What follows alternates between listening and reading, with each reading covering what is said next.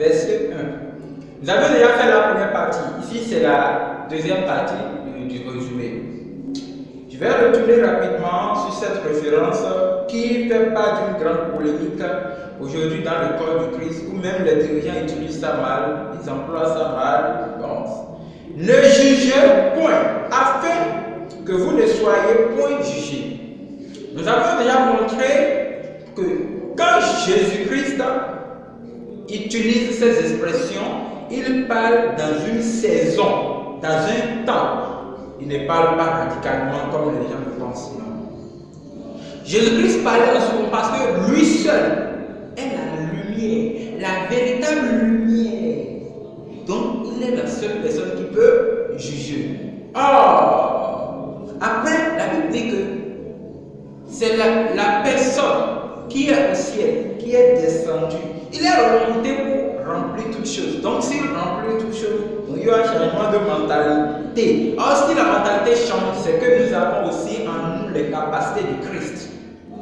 Aujourd'hui, nous allons continuer avec le Corinthiens 2, verset 14. 1 Corinthiens chapitre 2, verset 14. Mais l'homme animal ne reçoit pas les choses de l'Esprit de Dieu, car elles sont une folie pour lui. Quand tu prêches la vérité, tu pointes la vérité à un homme animal, c'est-à-dire un homme adamique, il te prend pour un con. Pourquoi tu me juges? Qui t'a nommé juge? Oui, parce que c'est une folie pour lui. Il voit que ce que tu dis, tu ne dois pas le dire. Parce qu'il pense que vous êtes la même chose. Il ne sait pas que toi, ta famille est déjà séparée. Tu es déjà de la famille du Christ. Ce n'est pas la famille de l'Église. La Bible dit, il ne peut les connaître parce que c'est spirituellement qu'on en juge. Donc, on peut juger, tu m'entendez? Mais nous jugeons spirituellement. Donc, quand Jésus parlait, il parlait à l'homme animal de ne pas juger parce que lui-même, il est charnel. Comment quelqu'un qui est charnel peut juger spirituellement? Donc, le verset 15, l'homme spirituel, au contraire, juge de tout. Alléluia. Donc, cela montre que un homme spirituel peut juger. Juger, c'est quoi? Discerner le bien du mal, ou ceux qui ont bien suivi la première partie, vous allez déjà comprendre. Juger, c'est différent de condamner. Nombreux aujourd'hui, ils utilisent cette expression, ce mot, sans connaître le fond, le sens et ce que ce mot garde. Allez dans les tribunaux, on fait jugement, on dit lui, il est jugé coupable. Non, il est jugé non coupable. S'il est non coupable, c'est qu'il est approuvé, on ne le condamne pas. Mais s'il est jugé coupable, il doit être condamné. Donc, dans ce cas, si je vois un frère qui est dans le péché, qui est dans la vie adamique, je dis mon frère, tu dois croire au Seigneur pour être sauvé. C'est pour montrer que s'il ne croyait pas, il sera condamné. Donc, je le juge déjà. Le fait de lui prêcher l'évangile, c'est lui juger. Le fait de trouver un frère dans le péché et l'exhorter, c'est déjà lui juger. La discipline que les pasteurs font dans les églises, tu as fait quelque chose, tu as discipliné, tu es sanctionné 3 mois, 4 mois, 5 mois, 10 mois, 1 an. Ce n'est pas aussi juger, mais c'est juger. On le fait dans le but d'aider la personne à comprendre son erreur et à se détourner du mal. Maintenant, le livre de Corinthiens, l'apôtre Paul, dans le verset 15, il dit, l'homme spirituel juge de tout, au contraire, et il n'est lui-même pas jugé, car qui a connu la pensée du Seigneur pour les Dieux? En nous, nous avons la pensée du Christ. Si nous avons la pensée du Christ, nous pouvons juger comme Christ, nous pouvons juger dans la justice, nous pouvons juger spirituellement, nous pouvons juger comme ayant la qualité, comme quelqu'un ayant la qualité de Dieu en nous. Donc, je suis spirituel, je peux juger. Voilà pourquoi si quelqu'un me dit, non, c'est juger, fais ce que je demande, toi, dis-moi, qu'est-ce que tu appelles juger? Parce que d'abord, on a un problème de langage. Tu comprends d'abord pas la langue, le français. Et maintenant, tu veux utiliser le langage biblique. C'est un peu difficile. Regardez ce que la Bible dit. L'homme spirituel n'est pas lui-même jugé. C'est-à-dire, avant de corriger un frère, sois sûr que toi-même, tu n'es pas dans la même erreur. Si un juge qui juge quelqu'un dans les tribunaux est encore dans l'infraction, vous voyez que c'est un juge irresponsable. C'est ce que l'apôtre Paul disait. Et cela rejoint directement la parole du Christ dans le livre de Matthieu chapitre 7. Mais avant de partir là-bas, nous allons passer Paul aux Romains chapitre 2. Je vais vite vérifier. Romains chapitre 2, nous allons voir le verset 20. Le docteur des insensés. Si toi, tu es adamique, tu es pécheur, mais toi tu trouves un autre frère, tu es là pour corriger, mais toi-même tu ne te corriges pas. Tu es le docteur des insensés. C'est que toi-même tu es insensé. Tu veux corriger des insensés. Deux aveugles ne peuvent pas se conduire, mais ils vont tomber dans le même trou. La Bible dit, le maître des ignorants. Maître des ignorants. L'ignorant, c'est-à-dire celui qui n'a pas de bon sens, qui n'a pas la sagesse, qui ne connaît rien, donc toi tu t'habilles de lui. Tu es son maître. Parce que tu as dans la loi la règle de la science et de la vérité. Tu connais la vérité. Tu connais la loi. Tu connais la science. Tu connais. Mais toi-même, tu n'habites pas dans cette connaissance. Le verset 21. Toi donc qui enseignes les autres, tu ne t'enseignes pas toi-même. Toi qui prêches de ne pas voler, tu voles. Mon ami, tu prêches la sainte doctrine. Mais toi-même, tu ne t'es pas dépouillé. Tu fais des tatouages, tu portes le baguette, des barrettes, je ne sais pas. Tu portes des boucles d'oreilles, des ceci. Tu es femme, tu portes pantalon. Mais c'est toi qui dis que tu es dans la sainte doctrine. Quelle sainte doctrine est contre elle-même? Voilà. Tu prêches de ne pas voler, tu voles. Tu prêches de ne pas se prostituer. Toi, tu te prostitues. Toi, pasteur, tu te couches avec les femmes dans les églises. Tu couches avec les femmes d'autrui. Hein?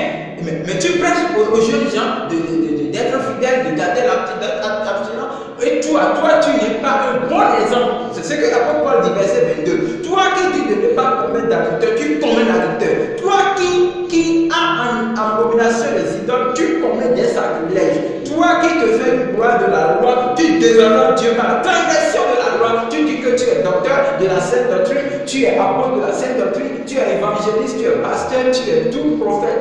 Mais toi, regarde, même tes barbes, tu n'arrives pas à les couper. Mon ami, va d'abord te corriger. C'est ce que Jésus-Christ dit dans le livre de Matthieu chapitre 7. Je lis dans sa parole, c'est plutôt les hommes qui traduisent mal. Le livre de Matthieu chapitre 7, il dit, car on vous jugera, verset 2, du jugement dont vous jugez, et l'on vous mesurera avec la mesure dont vous mesurez. Regarde, la même parole que tu as prise pour discipliner le frère au milieu du peuple à l'église, c'est la même parole que Dieu va prendre aussi pour te discipliner. Parce que toi-même, tu ne t'es pas soumis à la parole, mais tu essayes de plonger d'autres personnes dedans. Hein? Toi, tu voles. Et tu es en train de dire à l'autre frère, pourquoi tu voles, tu ne dois pas voler. Pourquoi tu te juges, pourquoi tu ne te juges pas toi-même? Avant de juger quelqu'un, sois sûr que tu es déjà un homme spirituel. Mais la Bible dit, l'on vous mesurera avec la mesure dont vous mesurez. C'est-à-dire quoi? Si tu donnes 2 points à l'autre, Dieu te donnera aussi 2 points. Écoutez bien. Galates chapitre verset 7. On ne se moque pas de Dieu. Ce que l'homme aura semé, il le moissonnera aussi. Si tu sèmes la loi, tu moissonneras la loi. Ah oui, mon ami. Donc, nombreux aujourd'hui, ils créent le mot juger. Et non, je ne suis pas bien placé pour te juger. Parce que lui-même, il n'est pas encore changé. Il est vicieux. Il est vicieux. Il est rempli de toutes sortes de malice. Donc, à cause de ça, il a peur de faire des reproches. Parce que lui-même ne se pas reproché. Mon ami, Matthieu 7, verset 3. Pourquoi vois-tu la paille qui est dans l'œil de ton frère et l'aperçois-tu pas la poutre qui est dans ton œil? Toi-même, tu es en train de voir, mon frère, tu as quelque chose sur les yeux. Viens, je vais t'enlever ça. Oh, toi-même, tu as la pierre sur tes yeux. Pourquoi ne te corriges pas? Tu pars d'abord, mais tu es prêt à corriger les autres. Hein? C'est les frères d'aujourd'hui, les soeurs d'aujourd'hui. Toi, tu as encore des lacunes dans ta vie chrétienne. Tu ne te corriges pas, mais tu es prêt à faire des reproches, à corriger. C'est toi qui es Dieu, c'est toi qui es cela. Mon ami, même moi-même qui prêche ici, des fois, je me parle, je m'appelle, je me corrige. Je note mes insuffisances et je sais de mes amis parce que je vois que tout le monde me voit comme un robot. Donc moi, je ne peux pas faire d'erreur. Donc si moi-même je suis en erreur, on considère ça comme le mien. Les gens sont en train de me tuer. Donc moi-même, je prends ma vie au sérieux pour corriger les erreurs d'abord. Avant de trouver l'erreur chez une personne, sois très sûr que toi, la poutre, la grande poutre qui est sur ton œil, tu l'as déjà enlevé. Avant d'aller enlever la paille de ton frère, l'autre a une petite erreur, toi tu corriges. Toi, pour toi, le Père ne peut pas te le dire au milieu des gens. Frère, c'est à cause de cela que Jésus dit ne juge point. Hein? Ne juge point. Ne corrige pas. Ne fais pas de reproches. N'enseigne pas. Parce que toi-même, tu n'es pas basé sur l'enseignement. Tu ne te reproches pas. Le verset 4 dit, ou comment peux-tu dire à ton frère, laisse-moi ôter une part de ton œil, toi qui as une poutre sur le tien. Hypocrite. C'est Jésus qui a dit ça. Si toi, chrétien, t'appelles hypocrite, tu vas dire comment t'insulte. On ne t'insulte pas. On ne t'insulte pas. On est en train de t'appeler par ton œuvre. Hypocrite, chalet, menteur, bête, imbécile. Ce n'est pas des insultes. C'est l'œuvre que tu as fait. Ce n'est pas l'œuvre là qu'on t'appelle. Si tu es con, on t'appelle imbécile, connard. Hein? On n'a pas dit que tu as grosse tête, tu as grosse tête, non. Quand on dit que tu as grosse tête, là, on t'insulte. On n'a pas dit non, regarde-moi ça, on n'a pas dit ça. On t'insulte par l'œuvre que tu as faite. Quand tu voles, on te dit voleur. C'est parce que tu as volé qu'on t'appelle voleur. Donc Jésus même dit hypocrite. Mais tu es hypocrite. Toi, tu caches ton erreur derrière. Mais tu es prêt à corriger ton frère qui est même plus mieux que toi. Voilà pourquoi Jésus dit toi, tu ne mérites pas de Jésus. Ferme ta gueule, ferme ta bouche. Hein? Et ça concerne la grande partie des leaders, des dirigeants. Leaders, dirigeants, corrige-toi d'abord. Toi, tu as 2 femmes et tu veux enseigner le mariage. Toi, tu ne t'es pas marié légalement. Et c'est toi qui veux enseigner les jeunes gens. Ferme ta bouche, ferme-moi ça. Quand toi, tu avais mis à l'école, tu as abandonné l'école pour dire que Dieu t'a appelé. Et pourquoi toi, tu viens enseigner les jeunes gens à aller à l'école? Tu n'as pas appris un métier. Hein? Et c'est toi aujourd'hui qui veux être le coach. Arrête-moi ça. Jésus a refusé. Les personnes du genre sont appelées des hypocrites. Ôte premièrement la poutre de ton œil. Et alors, tu verras comment ôter la paille de l'œil de ton frère. Voilà pourquoi Jésus dit ne juge point. Ça, c'est le vrai sens de Matthieu, chapitre 7, le verset 1 jusqu'au verset 5. Avant de corriger l'erreur de l'autre, sois sûr que toi-même, tu t'es déjà corrigé. Il n'y a que toi qui est prêt à corriger les gens pendant que tu n'acceptes pas des reproches. C'est ce que nous assistons aujourd'hui, à ce moment des temps de la fin.